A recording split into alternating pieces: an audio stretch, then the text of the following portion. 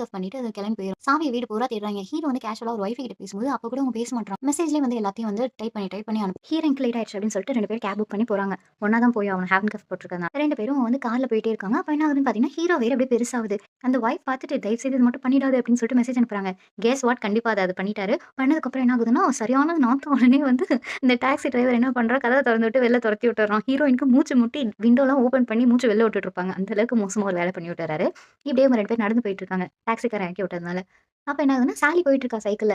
போனதுக்கப்புறம் திடீர்னு வந்து, "ஏய் சாலி, சாலின்னு" கூப்பிட்டு ஓடுறாரு. டப்புன்னு பார்த்தா 2 பேரும் வந்து குழிக்குள்ள கிடக்குறாங்க. மேல வந்து இந்த மேன் ஹோல் இருக்கும் இல்லையா?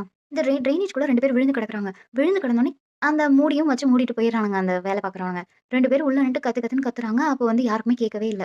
அப்ப அந்த ஒய்ஃப் சொல்றாங்க, "டேய் எனக்கு வந்து குளோஸ்ட்ரோஃபோபியா இருக்குன்னு தெரியாதா?" அப்படின்னோனே அவங்களுக்கு ஒரு மாரி அட்டாக் வர மாரி ஆயிடுது. கடைசில வந்து முத்தம் குடுத்ததுக்கு அப்புறம் தான் நம்ம சோல் வெளில போச்சுன்னு சொல்லிட்டு இந்த பொண்டாட்டிட்ட ட்ரை பண்ணலான்னும்போது, அந்த பொண்டாட்டி புடிச்சு அடிச்சு புடிச்சு, "உனக்கு இந்த நேரத்துல இது தேவையா?" அப்படின்னு திட்டிட்டோனே, இந்த பக்கம் வந்து நம்ம ஹீரோவுக்கு வந்து பழைய நினைவெல்லாம் வருது.